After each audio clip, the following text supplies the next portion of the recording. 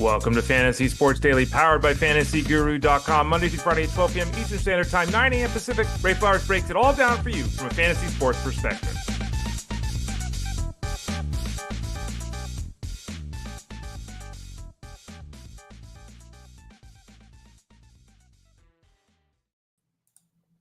Happy holiday season, folks. Ray Flowers of FantasyGuru.com. Hope you're doing well. Hope that this video, this timing, serves you well. Hope you have a good next hour with us here or so. Fantasy Sports Daily, powered by FantasyGuru.com. We're here Monday through Friday at 12 o'clock Eastern Standard Time on Tuesday, Wednesday, Thursday, Friday. It's not just myself or Justin Fensterman hosting. We were also joined by a guest, and we'll have that situation play out again today as we preview Thursday night football. What are we talking about on the show today? Well, there it is on the screen for those of you watching live on youtube.com/@ElitePlusNetwork or live on Facebook at facebook.com/FantasyGuruHQ. In both of those places, you can leave comments and questions, and we'll address those throughout the show. So for those of you watching live or even on demand later on, you can see on the screen there what we're going to talk about. And there's a ton to talk about this week. It's semifinals week for the majority of people in fantasy football. But beyond that, there's just injuries and uncertainty all over the place. I've pleaded with people not to try to set lineups too early this week. Questions keep coming in. People still want to do it. It's a tough week to be doing that, folks. Thursday night football will break down in about a half hour with Tyler Buecher, the game between the Chargers and the Broncos. It's really the only game you should be setting a lineup for at this point of the season. So many players missing practice time, some of them because they're injured, some of them because it's maintenance, some situations completely up in the air. We just don't know. We'll talk about some of those here over the next half hour before Tyler does visit with us to talk Thursday night football. We'll talk Mahomes and Marquise Brown, things changing with the Chiefs. What's going on with the quarterback change in Atlanta? We talked a lot about that. Jeff Mans and I did on the Elite Sports Show yesterday. That show is Monday through Friday, 3 to 6 p.m. Eastern on SiriusXM Fantasy Sports Radio. I'm with Jeff there every Wednesday from 3 to 6. So I'm not here on Wednesdays. Justin Fensterman hosts this show Wednesdays. I'm here Monday, Tuesday, Thursday, Friday. Today we'll visit with Tyler Buecher and talk Thursday football. Tomorrow we'll visit with Russell Clay.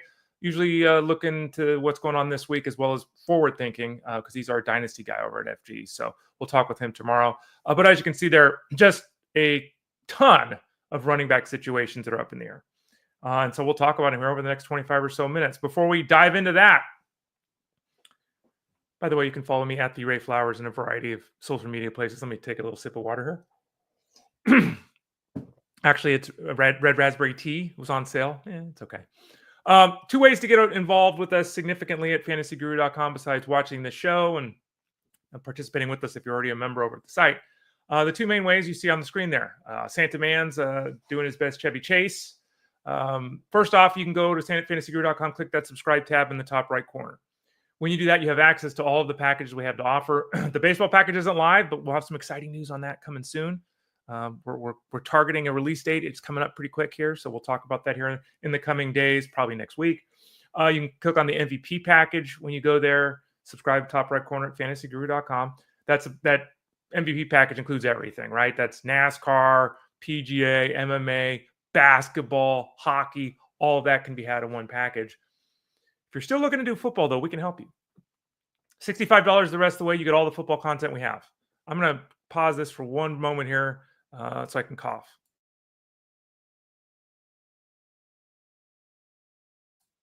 All right, hopefully that muted it. I don't know if it did. I think it did. I did click the button. If it didn't, I apologize. We have multiple ways to get involved. Click that FantasyGuru.com, subscribe tab, top right corner. Get the one football package, $65. And it's one football package, but it's all of our football. The only thing it doesn't include is the Super Bowl betting guide. Okay.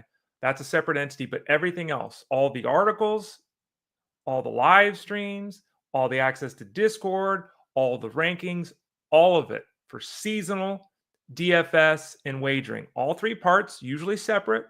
Now one package at FantasyGuru.com. You can get them all. Subscribe tab in the top right corner. You can also get a gift card, and you can do a little end around if you'd like. You can buy the gift card for a family member, a friend, of course. You can also buy it for yourself. And I mention that because, you put money in, we give you a few extra Fantasy Guru bucks. So, you can buy it for yourself. You want to subscribe to the baseball package. You want to get the MVP package. Buy yourself a gift card and apply those free dollars to your account. Go to FantasyGuru.com/product/gift-card to do that. FantasyGuru.com/product/gift-card. Okay, let's get into this. Let's talk some football here. Things are topsy-turvy this week, and one of the main situations we're all dealing with is obviously what's going on with the Chiefs. Patrick Mahomes, we talked about that earlier this week. It seems like Patrick Mahomes got a chance to play this week. I'm not really sure why that is. We've talked a lot about the team being 13-1 and cruising to the playoffs and needing to get Mahomes and everyone else right for the playoffs. But it does seem like there's a potential that he could play this week and start this football game. Jeff Manns and I talked about this yesterday on the Elite Sports Show, again on Sirius XM. And we're both of the opinion it's really tough to go with Mahomes this week. A lot of people haven't liked playing Mahomes anyway, but it's really tough to go with him this week because there is a high in-game setback quotient with him. If he's in the game and they're down by a ton, they just pull him. If they're in the game and they're ahead by a ton, they'd probably pull him. If he's out there in the first quarter and he tweaks his ankle, they probably pull him, right? So there's a lot of ways that he could end up starting this game and still not finishing this game. So I'd be very reluctant. I think in 2 QB leagues, okay. Superflex leagues, okay. In 1 quarterback leagues, it all depends what your option is. If it's Bryce Young, maybe you go for it. But I'd be very cautious. We'll get a lot more information here today and tomorrow and Saturday, for that matter, before the game with the Chiefs. But for now, it seems like he has a chance to play. I would not be anticipating it being a good idea for you to play Patrick Mahomes there this week. Now, Marquise Brown is back. Marquise Brown. Yeah. Hollywood. People call him Hollywood Brown. He hasn't done anything in years. I'm calling him Marquise Brown. He's going to be back this week. That's according to early reports. Now, this is not definitive, of course, but that's what we're hearing. Now, Marquise Brown could you start him this week? I think you're crazy pants insane if you're starting Marquise Brown this week. Again, we just talked about the uncertainty at the quarterback position. We haven't seen Brown all season long. No chance possible I'm playing Marquise Brown this week. I'm not playing him in GPP. Not playing Marquise Brown. If he's out there and he plays a good, chunk of snaps and, he looks healthy and he makes a few catches, maybe you play him next week. Maybe even so, that seems to me really dicey. You're going to be in the fantasy finals in the majority of leagues next week, and you're going to be starting a guy that's played 1 game all season. If you have room, you want to pick him up as your 6th wide receiver, do it. Do you want to start him, though? Just can't get it. Certainly not doing it this week. Now, the next situation, this is one that takes what I just said kind of to the next level, and that is, we've got a situation with Michael Penix, where he is a rookie quarterback who will be making his first NFL start. I have been stunned, and I'm seriously stunned by the number of questions from people wanting to play Michael Penix this week. I don't get it. Now, we might be here 5 days from now, and Michael Penix might have thrown for 275 and 2 and look good and all that kind of, okay, maybe. I am not, unless I am desperate. I am not starting a rookie quarterback, in his first NFL start in the fantasy playoffs. What are you doing? How did you make it this far with no quarterback? I mean, I guess it's possible you're streaming guys and it's Drake May 1 week and Bo Nix 1 week, and then it was Aaron Rodgers 1 week and Tua Tagovailoa. Maybe you did that, okay? But I think it's crazy to be playing Michael Penix this week. Remember, yeah, Kirk Cousins hasn't been good. 1 touchdown, 9 interceptions in 5 games, all of that. The Falcons' offense hasn't been good. It's not just Cousins. They haven't done anything. Do you want to put it all on Cousins' shoulders? Well, okay. I don't think we should do that. I think that in the case of Penix, and Jeff broke down who Penix was, in detail yesterday on the show on Sirius XM. Penix is, an aged rookie who has a nice arm. He's got great arm strength, great arm talent, as they say. And he's got some athleticism, at least more than Kirk Cousins, but he's not a running quarterback, and he's got no NFL experience. And I just, So, again, if this is week 5 of the season, all right, maybe we go for it. It's the fantasy playoffs, man. What are you doing? What are you doing? I just hope no one's doing that. But again, I know people are because I've received the questions. Caution is the word to utilize with Michael Penix. Even as a super flex option, he's right there. If you're in a 10-team league, 12-team league, okay. Because we have to remember that, is it Carson Wentz this week? It is Mason Rudolph this week. It's Aidan O'Connell this week. It's Drew Lock this week. It's DTR this week. This is, again, another example of why people playing 2 quarterback leagues, I don't know what you're doing. And even super flex leagues. I mean, as I've said earlier, and I'll repeat it here again today, if you're in a super flex or even 2 QB leagues, either one, we should be doing team quarterback. because team quarterback, it's Lamar Jackson, it's Patrick Mahomes. But then you don't have to worry about running to the waiver wire to battle your rest of your league to get some flunky quarterback, to spend 25% of your budget to get some guy that's going to score 14 points a week, right? You just have it because you have the team quarterback. I really think that's the way to do it. This is the second year in a row now. Second year in a row where the quarterback position has gotten really beaten up. No one's on bye this week, right? Okay, that helps. But as Jeff Manza said, there's like 8 potential quarterback changes this week. Like, that's a quarter of the league. Can't be doing that in Superflex or 2 QB leagues. Moving on, Jerome Ford. Jeff and I talked about Jerome yesterday, too, a little bit. Obviously, the news with Nick Chubb, he broke his foot. He's out for the season. Jerome Ford takes over the backfield of the Browns. They're going to have Pierre Strong and Donta Foreman, almost certainly both active and involved. But Ford is the guy. Now, the problem with Ford is the problem with the entire offense this week. It's the name I used earlier by using initials, Dorian Thompson-Robinson, DTR. DTR is the quarterback this week of the Browns, and it is not good for this offense. Jameis Winston makes mistakes, and he doesn't necessarily help you win football games. I get it, but DTR is just not good. Okay, and I'm not trying to be, he's just not good. He's not an NFL caliber starting quarterback. And while in theory he can run, he does have wheels and he can use his legs in theory, he, as a passer, when given the opportunity to this point of his NFL career, has looked bad. There is the potential for this whole Browns thing to just, we're scoring 9 points this week on 3 field goals and putting up 206 yards of offense. Like, bad. Jerome Ford is going to lead the backfield, barring something crazy, in snaps, in routes run, and in touches. But with DTR at quarterback, do they run 58 plays? Do they run 48 plays? Do they run 38 plays? Like, is it just 3 and out over and over again? I just don't know. I don't have any confidence in this offense. So as we discussed yesterday, Jeff and I, Ford, to me and to Jeff, is a flex option that's dicey. And, there's like 2 groups of teams. There are the people that have made the playoffs and kind of patchworked it together, and Jerome Ford's a must start for them because their team is just. And then there's the other people. I was talking with one of our users over at fantasyguru.com. He's got 4 top 10 wide receivers in the rankings this week. 4 top 10. And he's upset because he has to sit one of them. It's like, well, bro, you got 4 top 10 guys. I wouldn't feel bad about that. So there's 2. There's the people that have all the all-stars, and then there's the teams that are mixing and matching. Even if you're in the mixing and matching zone, you've managed your way to the fantasy playoffs in essence. Using Ford is tough because there are legitimate concerns about what that offense is going to look like this week. Let's talk about the Denver backfield situation. We got Jaleel McLaughlin ruled out yesterday. So the scenario we dealt with all year and really most of Sean Payton's tenure with the Broncos is 3 running backs, being involved each week. Now, would they still do that? Maybe, right? But it's very likely to be a 2-man show this week. Javonte Williams is the 1. Audric Estime is the 2. Assumption, right? That's the fair and equitable and that's a fair, equitable, honest assumption of what we're going to see this week. Again, not to say they're not going to have another back off the practice squad and have him involved too.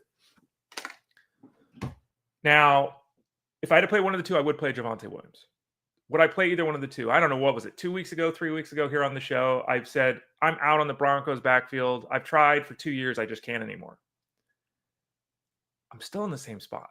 They play tonight. We'll talk about this with Tyler Beaker in about 15 minutes. We'll get his thoughts on the backfield because it's a huge question mark because there are people who apparently are wanting to start, because I've gotten the questions, wanting to start Javonte Williams or even Audric Estime this week.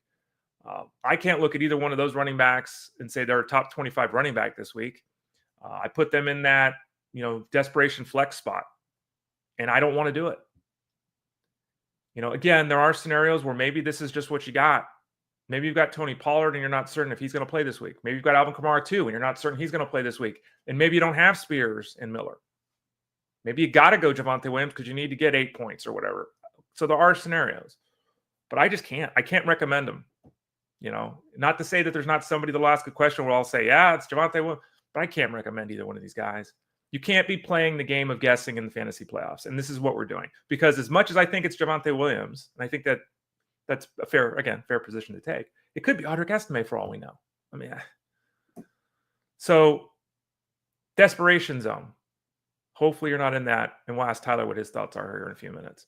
Next up is the situation with the Seattle running backs. Seattle's got Kenneth Walker, who's been very effective getting in the end zone. Not great overall, but an effective fantasy football player. He's obviously missed multiple games with a calf injury. Zach Charbonnet has stepped in. Zach Charbonnet, I believe, scored a touchdown in 3 straight games. Let me verify that. Yes, he has 4 touchdowns in the 3 games. He popped up on the injury report yesterday with an oblique injury. So, oof. Kenny McIntosh? So, I've gotten multiple questions about Seattle. We just don't know. It's not that we don't know about Walker. We don't. It's not that we don't know about Charbonnet. We don't. We don't know about either one. We don't know what this team is doing. So at 9:15 on a Thursday morning, we can't be answering questions about the Seattle backfield, right? We need definitive information. We probably don't get it today. We probably get it tomorrow. So we'll keep that in mind, but got to hold off on those questions with Seattle. We just don't know. It might be Kenny McIntosh season for all we know, and that would be kind of scary. And again, a not a usable piece, even though not a usable piece because we also don't know if Sam Howell or Geno Smith is the quarterback. We're also not positive DK Metcalf is playing. You get the point here? Patience this week is really warranted in the fantasy space. Let's talk about the 49ers running backs. And as it was just noted there by Fantasy Arnold in the chat room, Adam Schefter is reporting that Isaac Guerrero is unlikely to play this week because of his hamstring injury. This injury popped up yesterday. We mentioned it on the Elite Sports Show. I was talking to someone in Discord this morning. I said, we got to watch this. This is not a definitive, okay? But again, with Adam Schefter reporting it, you can feel pretty darn confident it's accurate, okay? Isaac Guerrero, unlikely to play this week. Here we go, okay? This will now be so the Niners have lost Elijah Mitchell. They've lost Christian McCaffrey. They've lost Jordan Mason. And now it looks like they're going to lose Isaac Guerrero. This is why we handcuff our guys. Now, who's the next man up? This goes back to the scenario we've been discussing because we had the foot issue with Guerrero and there was concerns of, remember, this is a hamstring injury now, so it's a different injury. There was the concern about who's going to be the lead guy. Is it Patrick Taylor? Is it Abanikanda? Or is it Keyshawn Vaughn? For me, Vaughn is third. Number 1 is Patrick Taylor. Number 2 is Abanikanda. Now, the problem with playing any of the Niners now, if Isaac Guerrero is out this week, is not that we shouldn't expect the Niners, as always, to be effective on the ground. Trent Williams, with his ankle and personal issues, not expected to play at this point. That could change, but he's the left tackle. That's a big loss for the Niners, but not expected to play at this point. Hopefully he's out there. But I would rank them Taylor, Abanikanda, Vaughn this week for the Niners. I would not want to play any of them because I think Abanikanda is a guy that really fits what the Niners do, but he's only been with the team a couple of weeks. We haven't seen him on the field yet. Would they give him 70% of the snaps and give him 15 touches in his first active game for the team? I can't say yes. Could absolutely happen. I just can't feel confident in that. I do feel confident he'll be active. I don't think, Patrick Taylor's fine. But again, we're in that zone. We're in the fantasy playoffs. We're not playing in week 12 because we're just trying to get through the week, right? This is for all the marbles. So Taylor, IA, Vaughn in order. I think that even Taylor, we'll have to redo the rankings and they'll be updated over at fantasyguru.com. Maybe Taylor sneaks in the top 25. I think that's fair. Right at the bottom, running back 24, 3, 5. With Abanikanda, 32, I'm guessing, But tough. We're hopefully, it doesn't always happen with the Niners, but hopefully we'll get some information and some clarity there because that is a significant loss. Isaac Guerrero down for the San Francisco 49ers, according to the early reports. All right, let's move on. Man, I'm just thinking to myself, goodness gracious. Poor Niners. The Bears running back situation. Now let's talk about the Bears. It's been DeAndre Swift season. And as a result of it being DeAndre Swift season, we have had moderate results. We've had a lot of work. We've had moderate results. The last couple of weeks, there's been a hope that he would, really step forward. Roschon Johnson, though, when he's been out the last couple of weeks, it hasn't led to much. The Bears offense is kind of stalling out a little bit here, right? So now we're getting reports that strongly suggest, because he's back at practice and everything, that Roschon Johnson is going to return from his concussion issue. That's a significant situation for DeAndre Swift because Roschon Johnson, the Bears haven't played DeAndre Swift a lot on third downs, which is kind of strange. And they've seemingly really turned toward Roschon Johnson as their goal line back. Now, we haven't had Johnson active for a long time. It's unclear if he'll play his full complement of snaps, though his full complement of snaps is like a third of the snaps anyway. But if he's involved on third downs and obviously at the goal line, it's not about we're starting Roschon Johnson. It's that it takes away from DeAndre Swift. So as of now, because of the muddled situations around the NFL, DeAndre Swift is a starter for some people, but we have to keep a very close eye on how these backfield situations play out, in Seattle with the Niners, with the Saints, et cetera, because there is a scenario where, DeAndre Swift. Got my DeAndre's mixed up. DeAndre Swift is a startable piece this week, and there's another option where he's in that Jerome Ford zone of, break glass in case of emergency. So we'll have to continue to follow that scenario. The Saints running backs, let's just say it. I've said it in Discord. I think I said it on the show here. I know I said it on the show yesterday. So did Jeff Mans. The Saints play on Monday. So let's hope that we have some clarity. If we don't have clarity and you're waiting on Alvin Kamara and you don't have Kendre Miller, you should handcuff. But if you don't, that's a dicey position and you'll have to set your lineups on Sunday accordingly. Are you going to take the chance that, so hopefully we'll have information about the Saints backfield long before they play on Monday. Hopefully we'll have it Saturday, right? Or Friday, or maybe even today, because they play on Monday. So the question about Kendre Miller or Alvin Kamara, both guys start. If Kamara is active, he's a starter. If Kamara is out, Miller is a starter, and he is active in your fantasy lineup. It's that simple, okay? If Kendre Miller is the lead running back for the Saints because Alvin Kamara is out, then Kendre Miller is a top 20 running back this week and you play him. Period. Okay, we're not playing other flunkies. We're not playing Jerome Ford in a shared backfield. We're not playing Abanikanda in a shared backfield. We're not playing Audric Estime if we get the information today about the Saints. We're not playing him. We're not doing that. Okay, we're playing Kendre Miller. If Alvin Kamara is starting, Kamara is in your fantasy lineup. If Kamara is out, Kendre Miller is in your fantasy lineup. There it is. Okay, problem solved. And remember, the game is late.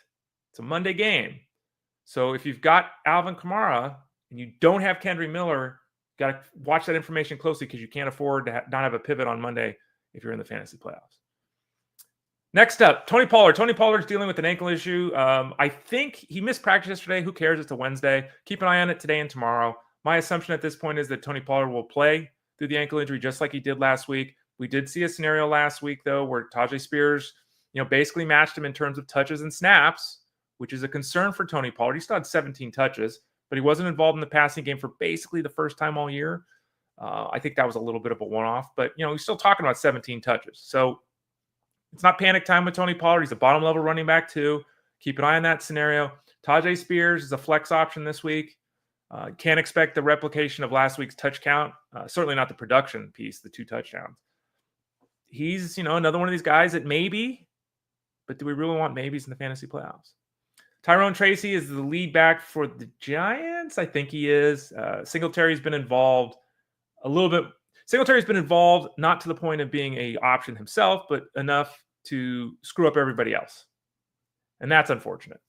Tyrone Tracy's having problems holding on to the football. He is a tough play right now because I don't know if the Giants are fully confident in his ability to hold on. And as a result, we see Singletary come in and key times in the game, including at the goal line. So Tracy is a flex option this week. They are going to have Drew Lock back under center, which I think is a net positive versus Boyle and DeVito. And, it's not a very high bar there. So Tracy is a flex option. He's not somebody that we're starting with confidence this week, and that's disappointing. George Pickens missing another practice. There's still plenty of time for him to be active this week with his hamstring injury, but he's missed the last 2 games. Note that, as I've discussed here with y'all, Russell Wilson, the numbers have really tanked the last couple of weeks with Pickens out.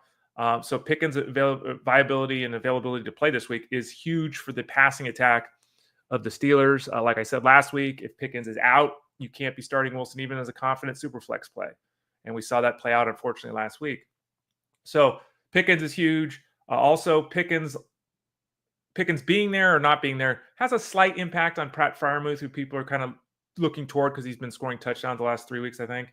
Freiermuth is still a low-volume guy. The volume doesn't figure to improve if Pickens is back. Maybe he can get 5 targets if Pickens is out. If he's back, it might be 3 or 4. Pat Freiermuth needs to get in the end zone. We know the case, the storylines, with all of those all of those tight ends that are all kind of in that 8-point range. I've listed Patrick Mahomes and Marquise Brown a second time because apparently I really wanted to talk about them. Sorry about that. I was running around a little bit this morning. But yeah, we talked about them. If you missed that conversation, you can rewind, fast forward, all depending where, you can do that anyway, right? Whether you're listening to us or watching us live at youtube.com/@ElitePlusNetwork, on Facebook.com/FantasyGuruHQ. Those 2 spots where you can ask questions, leave comments during the show. You can go to FantasyGuru.com, click the Elite Plus tab at the top of the page. You can find this show there as a podcast. You can obviously fast forward, rewind there. You can type in Fantasy Sports Daily to your podcast network. You can always find us in, whether it's Apple iTunes or any of the various sources, Pandora, Spotify. You can find us in all those locations as well.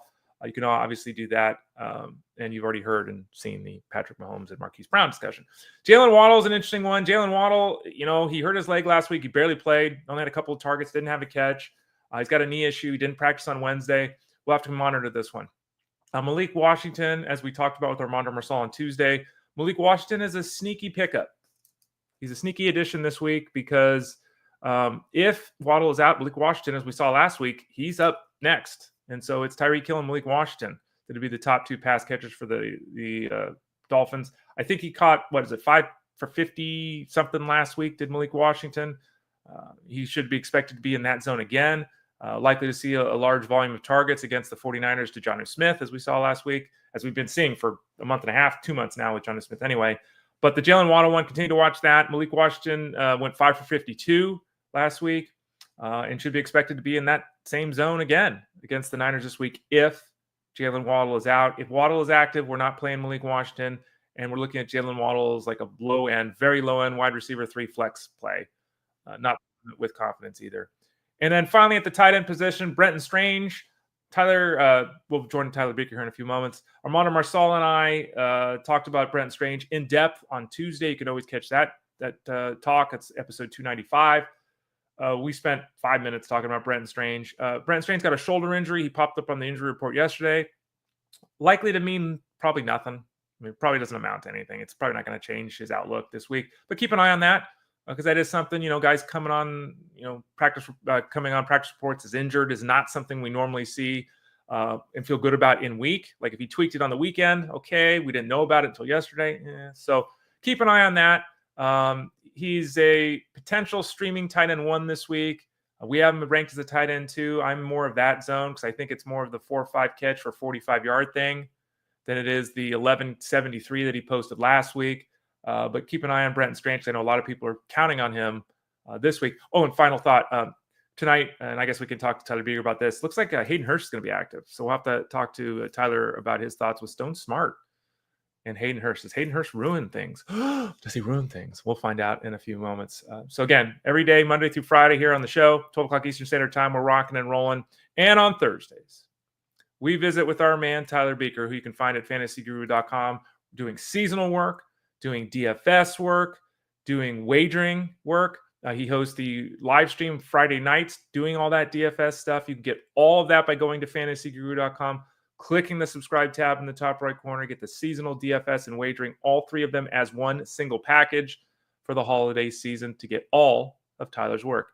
So let's bring him in. Tyler Beaker of fantasyguru.com. How you doing, Tyler? Doing good, Ray. You talked about the holiday season. Finally starting to get some gifts wrapped over here. Feeling festive today. Nice. Okay, good. We'll try to keep that positivity going. I've got 2 gifts that are still in transit. No, 3 gifts that are still in transit. And you start getting nervous because I ordered them a long time ago and they were supposed to be here on the 10th, right? And then now it's the 14th. Now it's the 21st. So fingers crossed. Do you have anything like that or has everything arrived? No, we have everything arrived. What we decided to do, though, instead of trying to ship things out ourselves, and the idea was to bring packages in, right, wrap them, and then send it out to everybody. Right. We're going to be spending Christmas at home. Instead, we'll just see everybody in January. We decided to make our January a very busy month where we're going to go house to house and see everybody on both sides of the family. Nice. So, yeah, it'll be a busy traveling month for me. I'm all about extending the holidays out. I'm not taking my tree down on January 1st, so I'm all for that, Tyler. So I like that. Tyler Beaker, FantasyGuru.com. Lots of storylines to talk about. Tons of storylines to talk about. Let's start out with one of the big ones, Patrick Mahomes. I said earlier on the show with Patrick Mahomes, like even if he's active, really hard to plan because I can see a bunch of scenarios where he doesn't finish the game, even if he starts the game. What are your thoughts on Patrick Mahomes this week? Yeah, he's expected to play based off reports that we've read. Texans are a tough defense, though. They're very good against the run. They're very good against the pass. They have a great pass rush. So there's a good chance we see him flush out of the pocket time and time again. I'm envisioning a very quick pass game in terms of like their game plan entering this matchup. And we know Kelce is their team leader in terms of target share against the blitz and against pressured dropbacks for Mahomes. So I envision Kelce being highly involved as like a receptions prop angle. Maybe I'm looking at it from a betting angle too far here, but I'm kind of with you where it's tough to put your season on the line with an injured Mahomes who has been very hit or miss. I don't envision this being a very high scoring shootout, despite it being two pretty good teams here that both we could envision being in the postseason. For that reason, I think I'm with you where I'd rather really only play Mahomes in 2 quarterback or superflex formats. I think ceiling case, we're probably looking at QB12, but I think you'd feel much more comfortable with him as your quarterback too. I have been surprised, and I said this earlier on the show today too, Tyler. I've been very surprised at the amount of Michael Penix questions. A rookie making his first start, let's play him in the fantasy playoffs. I'm shocked. There's been a lot, and I guess a lot of people are in super flex leagues, and okay. What are your thoughts? I mean, this offense, they're making the change from Kirk Cousins. The offense hasn't done anything for a long time. Last week, they completely changed their game plan. They went from 11 personnel to 12 personnel. Now they're welcoming in a rookie quarterback. I can't do it. What say you? I understand, and I'm with you there, where it doesn't feel like a need in seasonal leagues to put him as your savior for week 16 here. Shout out to my fellow lefty. I'm excited to see him play, though. He has elite arm talent, not afraid to chuck it. And we have seen like Kirk Cousins turned into more ducks than missiles in terms of his ability to throw it deep down the field. And I like the pairing of him with Drake London in this regard. Just a great 50-50 ball winner. We look back to like the Penix to Adunze combination at Washington and kind of mirrors that to some degree. Extremely low turnover worthy play rate. He does not take sacks. He's willing to throw the ball deep. Like I liked everything. Well, let me rephrase that. I liked everything I saw when I was looking at his film, aside from the fact that he's old, coming off multiple ACLs. But film wise, he looked great as a prospect. He's an unnecessary play for me in seasonal though. But I do think he keeps the light on for guys like London, Mooney, Bijan in that regard. And I'd rather take my shots in TFS, to be honest. I don't think you need to go here in seasonal. There are a bunch of quarterback changes this week. 3 others: Mason Rudolph, Aidan O'Connell, and DTR. Mason Rudolph, he's been statistically better than Will Levis this season. I mean, and I think he's 32 targets his last 3 games that he started to Calvin Ridley. So yeah, I guess it's a net positive for the offense going from Locke to going from Levis to Rudolph. I will say, depending on the asset, yes. So like Ridley, yes, he's had like a 29% target share in games with Rudolph. That's phenomenal. That's top end wide receiver 1. Anyone near 30% is elite production there. But we've also seen in the Rudolph games where they've slowed things down tremendously, pace wise. They've also leaned on the run tremendously. So that's really just killed and nuked any type of like volume for ceiling plays beyond Ridley. I think Ridley's a great play. He's had some up and downs with Rudolph in the lineup, but I think he has a top 12 ceiling if everything goes right for him. Worst case scenario, you're probably looking at a wide receiver 3. I still think he's in a good matchup here against the Colts and their cover 3 defense, but it really shines to me in terms of a matchup for Pollard or Spears, depending on who's going to be active there. We don't have that information at this time. Right. Go check your waiver wires. I just saw Spears was available in a league of mine today, and I went through the rest of my fab on him in the case that I've got him versus Kendre Miller. So I got to throw a Hail Mary there, hoping one of these guys starts for me. Yeah, go check your waivers because Spears was a guy owned in like 40% of owned in 60% of Yahoo leagues, so he was available in 40% of them. He just missed my cutoff on my waiver report on Tuesday, but he was a guy that I wanted to at least mention somewhere in some capacity this week. Why not this show here? There you go. Give me the opportunity. Tyler Beaker, fantasyguru.com. Aidan O'Connell's back for the Raiders. We know we're starting Bowers. We know we're starting Myers. Uncertainty in the backfield with McCormick being down. Aidan O'Connell, bottom level super flex option kind of thing, or what are we thinking? I mean, among the guys like Rudolph and DTR, I do like O'Connell the most, given that we've seen at least some kind of ceiling out of him. It was against the Chiefs, which are not a pushover defense. He threw for 340 and 2 in that matchup. And the matchup against the Jaguars, they're very beatable. I mean, heck, we just saw Aaron Rodgers light him up for 300-plus yards. I think it's a good spot for O'Connell, to be honest. We could not really use Jacoby Myers entering this week if we were going to get another week of Ritter based on what we saw on Monday Night Football. You just couldn't do it. But now you don't think 2 series is enough to prove a guy is worth using? God, that was so bad. Oh, not so good. Bad. So bad. But yeah, the Jaguars are very, very poor. They're very man-heavy defense, and they just don't have the corners to run with anybody. They're top 5 in yards per attempt, top 5 in yards per game. I like the spot for O'Connell. He's a guy that I would feel confident streaming in 2 QB Superflex formats. Maybe not a top 12 play. Like, I don't think he has that ceiling, but I do think he has a top, let's say, 16 to 18 ceiling. I think that's doable. Now, I guess in theory, the last quarterback before we start talking Thursday Night Football, I guess in theory, DTR has got a ceiling. I can't, right? Like, and we've been talking about it. It's like, it's so bad. Like, we're all excited. You know, Jerry Jeudy's a top 5 wide receiver the last 6 weeks. Can you even play Jerry Jeudy this week? Like, it's so bad with DTR. He's just, you know, Jerome Ford. Everyone's excited about Jerome Ford. You can't be. I think it's more about the offense, right? Is there anything, because again, we're not going to say play DTR, but is there anything about his inclusion in this offense that's good for the Browns? It's good if you want to bet the under on the game total. Yes. I don't have much positive things to say, guys. Like, even Jeudy, who was phenomenal. You mentioned top 6. Like, he's a flex play now. Same with Ford, a flex play in a week where there's nobody on bye. If you have to, you have to. But I think most people probably have comparable flex options that they could consider as pivots that might have a higher ceiling. These are really floor plays to me. Weird decision by the Browns. Maybe there's something else going on, but isn't it a weird decision? We all know what Winston is. I mean, but it's just weird to me. I can't see this as giving them a better chance to win football games. Maybe they don't want to at this point. I don't know. Yeah, the quote from the coaching staff was that they wanted to give DTR a full week to prepare as if he's the starter. So from Monday through Sunday, the full week to prepare as starter, taking starters reps, mental reps, everything that goes along with that. That was the whole reason for it. I am in lockstep with you, Ray. I've got raised eyebrows too. Yeah. I don't care how many interceptions Winston throws. You take the good and the bad with him. This just nukes the whole value of the whole Browns team. Tyler Beaker, fantasyguru.com. Ty, you ever play Santa Claus, by the way? You or I always have beards. I shaved mine down recently. You still got the long one. Have you ever done the Santa Claus thing? I know it's red's not really traditional, but have you done it? I have not. Yeah, no. Okay. I played Santa Claus in the 3rd grade play. I was the lead in the 3rd grade play. 4th grade play. No, 3rd grade play. I was Santa Claus. I wore my dad's army boots, and I stuck a pillow in my pants. But I didn't have a beard when I was 9. About 13, I had a beard, but not at 9. So played Santa Claus a long time ago. I just thought of that. Let's talk Thursday Night Football.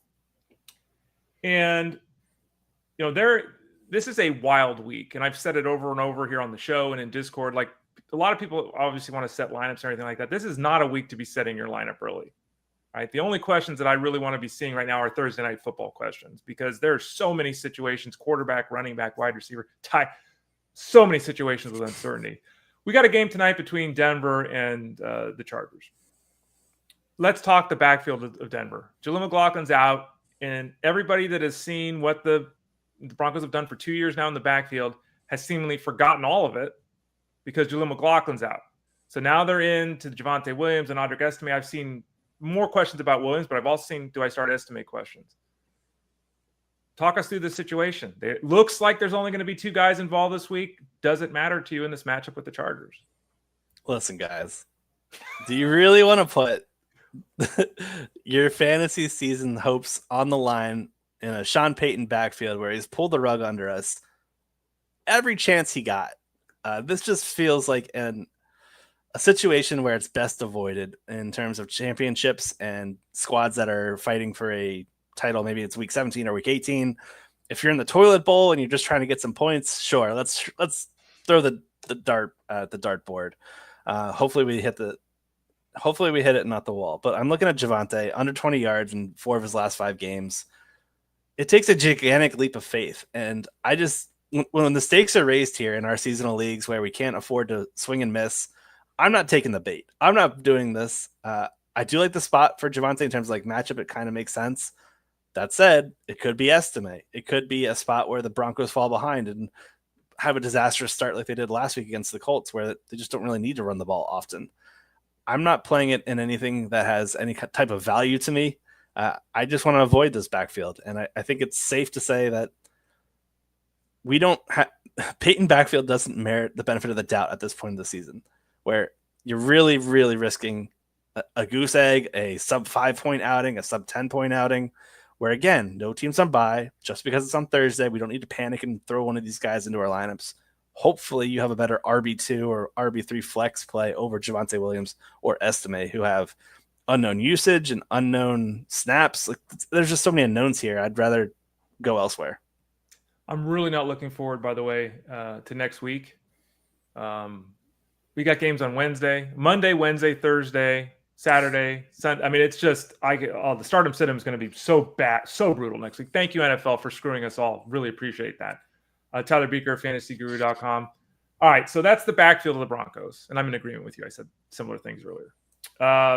What about the passing attack?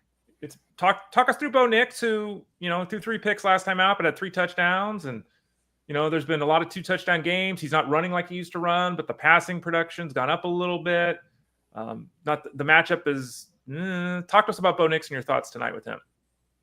Yeah, Denver, they're coming off a rough outing where that Jonathan Taylor fumble really saves both them in terms of winning that game and their postseason hopes as well. That was a very big, monumental swing in terms of the Broncos getting into the postseason versus the Colts getting into the postseason.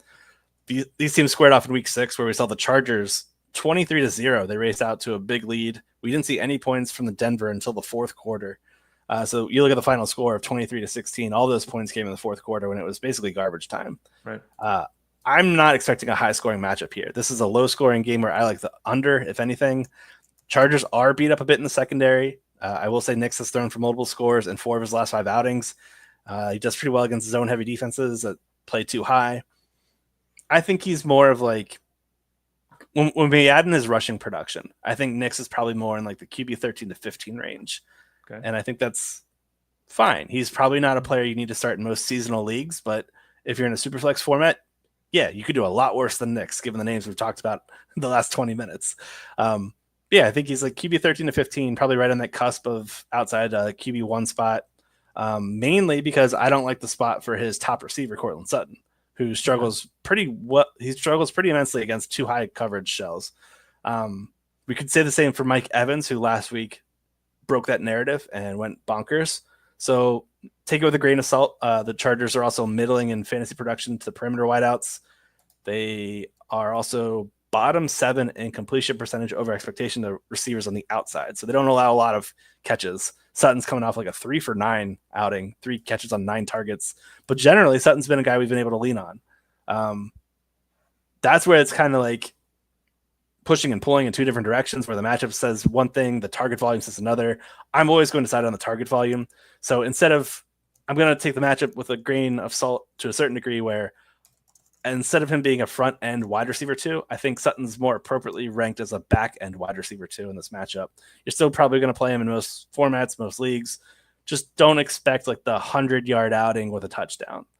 That feels like absolute ceiling case. Last time they played off, he barely reached 50 yards. Just keep that in mind. Anyone else as a pass catcher with this team? I mean, they seemingly have 14 tight ends on their roster, which is not possible, but all those guys are involved, and it's Mims, it's Franklin, it's Vele. It's like they're all. Anyone else? Is there a matchup based lean, anything like that tonight for the Broncos? No, I don't like them for any kind of seasonal leans with like seasonal leagues, pardon me, for fantasy playoffs. You can play Marvin Mims in some DFS showdown lineups because he has that big play potential. Right. But I'm not starting any of these guys where I have the ability to win a league. I don't want to risk that. Okay. Tyler Buecher of fantasyguru.com joins us every Thursday to break down Thursday Night Football at about 12:30 Eastern Standard Time. We'll take some comments in a few minutes with him, as we do every Thursday as well. Let's shift things over to the Chargers side of things, Tyler, and let's start with Justin Herbert, who, it seems like he's beat up, right? He's this part and that part. He's playing through it, and he threw his first pick last week when Quentin Johnston fell over. talk about not being able to track a ball in the air. My God, he fell over. That was his first pick in like 2 months. He's played pretty darn good football, has Justin Herbert. Now, the numbers haven't been great in the fantasy space, but he's played pretty good football. How do you think he's going to do tonight? And if you had to choose one of these two quarterbacks, Nix or Herbert, which way would you lean? It is a tough matchup here. The Denver defense has been phenomenal to everybody, not named Jerry Jeudy, who had that incentive-laden, was it a Monday Night Football matchup they had? He went nuclear. Everybody else, not so much. The big news for Herbert, though, in my eyes, is that he does not carry an injury designation. Wednesday, he practiced in full. I don't know if that's really just a quote unquote he practiced in full. You're smirking there, so I think you agree. Okay. Yeah. Denver, though, really tough matchup, though. They're number 1 in EPA per dropback. They're number 2 in lowest pass success rate allowed. They lead the league in sacks. They are giving up the 2nd lowest yards per attempt mark, the 4th lowest passing touchdown rate. Very man-heavy defense. They're giving up, I think it's the 7th fewest fantasy points per game to opposing quarterbacks. So in my eyes, Nix versus Herbert, I'm probably going to go with Nix because I think he offers probably a bit more rushing, and I think that his team will probably be trailing. The Chargers are expected to be their home favorites of like minus 2.5. So minimally, they're supposed to be with positive game script. So give me the Broncos. Give me Nix over Herbert. Herbert, I put more in like the QB 18 to 20 range. Again, a fine QB2 in Superflex formats, but maybe I just got a bit more hesitancy there. Matchups also not great. Like when we look at Quentin Johnston, if he's not falling over, he's going to be bottled up by Patrick Surtain, the second on the outside. The only player that looks good matchup-wise to me here is Ladd McConkey, the rookie out of the slot. 27% target share and 3.44 yards per out run rate against man coverage. Those are great numbers. No other wide receiver or tight end on this team clears the 2.00 boundary in yards per out run. So McConkey head and shoulders above the rest of the squad here, and he gets to avoid Patrick Surtain by playing in the slot. This team's top 10, in most fantasy points per game allowed to the slot. So I expect McConkey to be fed quite a bit. This is a team that will blitz as well. I mentioned them being very high in sack rate. They're also number 2 in blitz rate. So they will force pressure in multiple different directions. I expect McConkey to be utilized as that zone buster. As the blitz buster. Talked about Jerry Jeudy. The reason why he went off was because he was going against Levi Wallace in that matchup. Gave him 150 plus yards, 2 touchdowns. They went on bye. He was benched the next outing. He did not play in the next matchup. We're not going to have Riley Moss, the cornerback who Wallace replaced, play. Moss is once again rolled out for this matchup. In his place, we're going to see a day 3 rookie and Chris Abrams-Drain starting. He's in the 34th percentile of athleticism. So give me Josh Palmer. I think he's an interesting guy to maybe get vertical. He's an interesting play for maybe like a wide receiver 4 or flex, or for DFS showdown kind of lineups. What else are we hitting? Tight ends. Hayden Hurst is back. I mentioned that earlier. He looks like he's going to play. He didn't do anything early on, but he'll be on the field. Does that blunt the excitement that some people had with Mr. Stone Smartt? For sure. Yeah, I think it's really tough to go this route now. We don't know the utilization or any kind of route participation that Hurst might get. There was a complete wrench in a guy that was a waiver wire darling last week, picked up 50 yards. Now I think you just move on. Maybe it's Brenton Strange week instead. What about the rushing game of the Chargers? Kimani, Vidal, Gus Edwards. It seems like Vidal is slowly overtaking Edwards, but this is a team, you're talking about slow play earlier with the Titans. I mean, the Chargers don't run plays. They don't run plays. There's no volume with this offense. The guy leading the team in rushing is now that Dobbins is out. It's frequently like 35 yards. Like there's not Gus Edwards, Kimani, Vidal. If you had to play one, who is it? And would you play either one in fantasy this week? Yeah, that's a tough one. I mean, since losing J.K. Dobbins, this team is 29th in rush success rate. They are just not doing well despite that beefy offensive line. You mentioned last week the split usage. They were neck and neck in the first half in terms of snap share prior to the game getting away from them against the Bucs. The Bucs put a bunch of points up in the second half, and that's why we saw Vidal end up leading the game in total snap share. But he had 3 carries, 2 carries in the first half. This guy is just not getting the rush volume that we'd like. Gus Edwards, what are we getting, like 3.5 yards per carry? That's also unexciting. The Broncos are number 2 in lowest rush success rate allowed, so this is not a good matchup at the ground. They're giving up the 6th fewest rushing yards per game to opposing backs. Is this the week Vidal finally gets a lot of usage in the pass game? I don't know. I don't see it. So 0 teams on bye. I don't think you've really got to play either of these guys. It just stinks that we've had like a string of good Thursday night football games. This one, I feel like we're getting a throwback to 2022, 2023. Not a good matchup in my eyes for many of these players. Isn't it weird, just as an overarching thought, that the Chargers really can't run the football anymore or don't run the football anymore? I mean, they started out, the expectation was they'd throw it 26 times a week, run it 35 times a week. And then it kind of was that. And then they started throwing the ball more. And then Dobbins got hurt. And then they haven't abandoned the run, but they just, like, where is that? This is, it's Roman and Harbaugh. Like, why can't they run the football with an offensive line? You mentioned that, it's pretty good. Yeah, I broke it up into thirds, like the first 5 weeks of the season, the second 5 weeks, and the third 5 week period. Mm-hmm. The first 5 weeks, they ran the ball really well. They were doing a great job. Some of that was due to Herbert's ankle injury as well. Next 5 weeks, they ramped up the pass rate. They came out of the bye. Herbert was healthy. They were throwing and doing really, really well. Following 5 weeks, it's kind of fallen off again, where they're no longer throwing the ball as heavily as they were. They're no longer running the ball as heavily or as effectively as they were to start the year. It's just kind of been a meh, bland finish to what I thought was going to be an exciting season. Yeah. Like week 10, week 11, I threw a Super Bowl future on this team. Oh. Goodbye, $20. That was fun. Now they have the talent. They have the ability. They have a great scheme in terms of like a Greg Roman offense, in terms of being able to run the ball effectively. I just don't see it. And maybe it's because Gus is super predictable when he's on the field, first or second downs. Right. Okay, he's likely going to run the ball. Maybe they need to vary that up. Maybe they need to add more play action. Maybe like there's certain small things that teams can do to help themselves that I don't think the Chargers are doing right now. Tyler Beaker, fantasyguru.com. Tyler, you always have a bet for us. You have a bunch of bets. Obviously, you're one of the lead guys over at fantasyguru.com. Click that subscribe tab in the top right corner to get signed up for all of Tyler's work on gambling, wagering, on DFS, on seasonal. We've got a discount, all three, price of one right now. You always have a free bet for everybody on the show here. What do you got this week? Yeah, one of my favorite bets for this game was, I talked about liking the under. And one of the big reasons for it was because of Denver's success stopping the run and stopping the pass. They're top 6 in EPA against both, top 10, I believe, in success rate against both as well. They're number 2 in lowest red zone to touchdown conversion rate allowed. So they allow opponents into the red zone. They don't let them finish the drives with touchdowns. I really like Cameron Dicker, the kicker for the Chargers, over 1.5 field goals. The problem is that's juiced up like crazy. It's like minus 160, minus 175, depending on where you're looking at. So in a correlated play, I like adding that. So we're going to do a two-parter. That's the first part. Cameron Dicker over 1.5 field goals. Okay. You can also combine that with the under in this game, which is right now posted at 41.5, 42.5.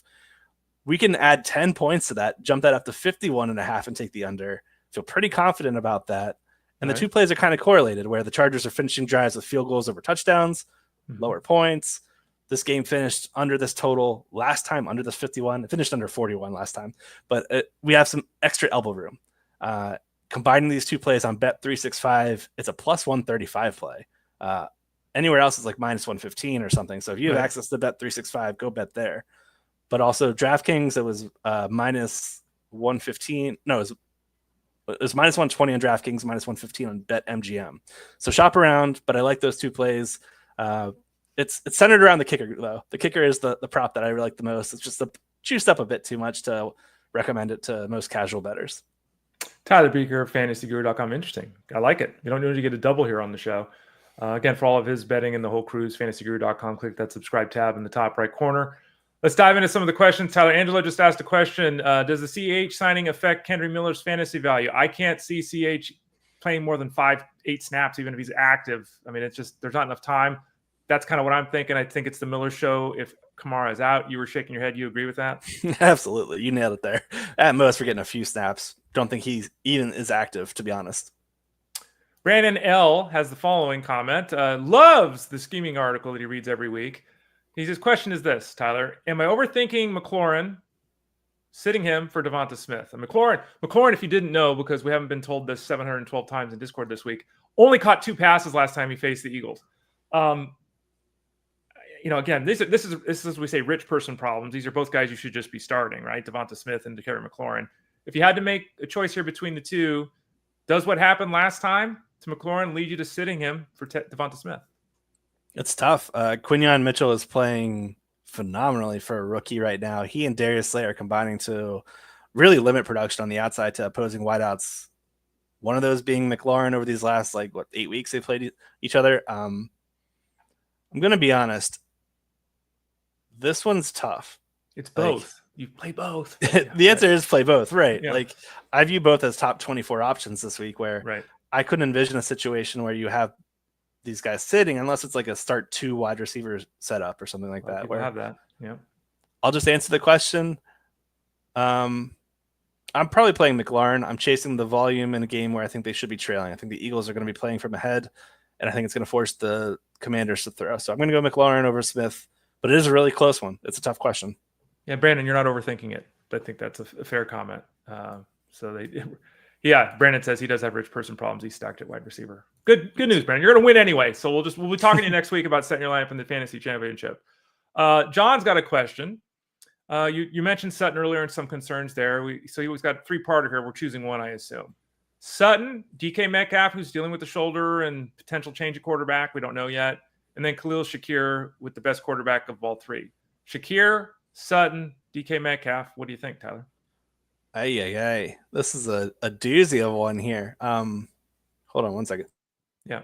No, again, this is another one of those scenarios where I say it all the time. Like I mentioned this earlier on the show, people either have all-star teams or they patch this thing together and they got crap. Like some people are going Javonte Williams and Jerome Ford, and other people are benching top 25 play. I mean, so this clearly with John seems to be one of the scenarios where John's loaded at the wide receiver position. So Sutton, Shakir, or Metcalf. And does it matter if Geno Smith or Howell's the quarterback with this Seattle team? Seattle was very strange how they handle that second half of that matchup. A year after seeing Sam Howell just rip it, throwing it relentlessly, they just did not go that path. I don't see that sticking around for 2 weeks in a row. I'm going to go with DK here. I like the matchup here against the Vikings. They play a lot of too high, a lot of zone. Metcalf, there's a chance that we see him up against a backup cornerback. They've had Stephon Gilmore in and out of the lineup the last few weeks due to injury, mostly sitting, I believe. So I think there's a spot where we see Metcalf going against a backup. Give me that on the outside. I know it's been JSN seemingly the last 4 or 5 weeks who's been the target share leader.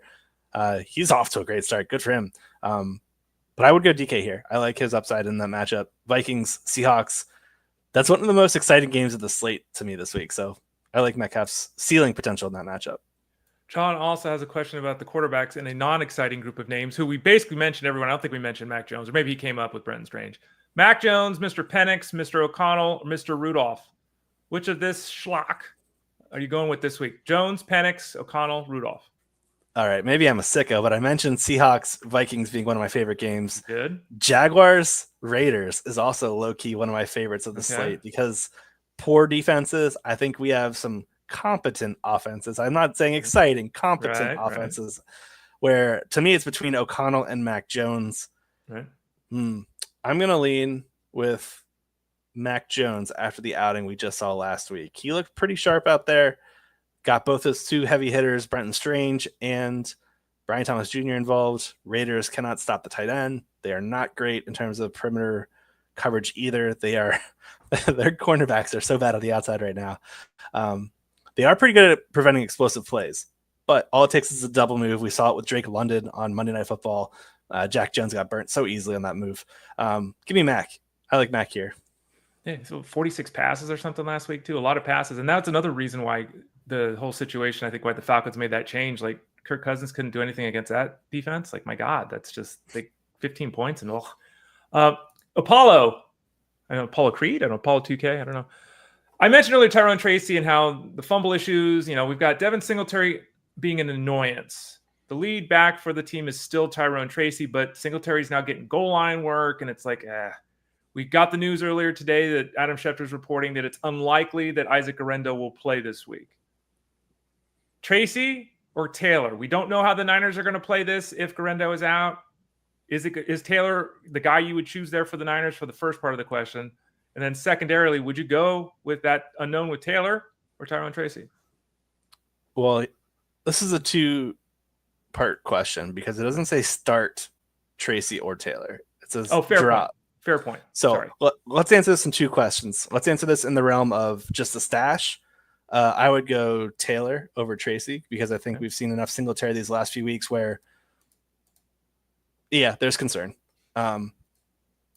If we're having to start one, I think I might still go Taylor here just for the unknown upside. I hate to play unknown upside, quote unquote, during the fantasy championships or the semifinals. But Garendo's out. The Dolphins defense, I think they're middling in terms of run defense. I don't know off the top of my head right now. I have to double check that. But the fact that we have a Shanahan back slated for a ton of production makes me want to lean that route over a potential timeshare. Tough one. Tough one. Yeah. Do you have any thoughts on that as a Niners guy? Yeah, I mean, no, I said it earlier. I thought Taylor's the guy over Bonacanda, but I don't know. I mean, he's been around enough now. I'm still leaning Taylor this week, but would I be shocked if it was 14 touches and 10 touches? No. It's like, I don't know. And again, like you said, this is not, you can't be doing this in the fantasy playoffs. If you want to add Taylor for the depth and because you're right, this is not a start sit. This is do we make the move? Okay, I'm all right with that. I don't want, and just to say it too, I don't like dropping running backs for running backs. I say this all the time in the fantasy playoffs. People still do it all the time in the drop your second quarterback, drop your second defense, drop your second tight end, keep Tracy, add Taylor for one of those guys. If you have to make the move here, I'm okay with it, as Tyler said. Tyler Buecher of FantasyGuru.com. Tyler, thanks for joining us today, as you do every Thursday at about 12:30 Eastern Standard Time here on the show. I assume you've got the standard stuff coming up the next couple of days, meaning you're super busy from now until game time. Yes, basically. I will take a quick break for a little dog visit to the groomer tomorrow, but other than that, no. We got a game script article coming out on. I'm sorry, let me rephrase. I have my wide receiver DFS coach coming out today, later this afternoon. Saturday, I've got my game script article coming out. Friday evening, I've got the DFS Core 4 live stream coming on with Chris Rose. We're going to chat the Week 16 NFL slate. And then Sunday, you guys can catch me in our Discord channel answering all the start sits for the final 90 minutes up until kickoff. So any questions you guys have, save them for then. Let me just end signing off here by stating there are 2 games on Saturday. Do not forget about those. Those are also news-driven games, so another reason to join our Fantasy Guru Discord, so you can ask those questions now. Tyler Buecher of FantasyGuru.com. Thank you for your time today. Tyler, we'll talk to you next week. Happy holidays, because we won't see you until after that. And enjoy things. Good luck this weekend as well, and we'll talk to you in Week 17. All right, sounds good. Good luck, everyone. He's Tyler Buecher. I'm Ray Flowers. We'll be back at 12 o'clock Eastern time tomorrow, 12:30. Russell Clay will join us and talk a little bit of long-term look, dynasty keeper stuff with us here on the show. For Tyler, I'm Ray. This has been Fantasy Sports Daily, powered by FantasyGuru.com.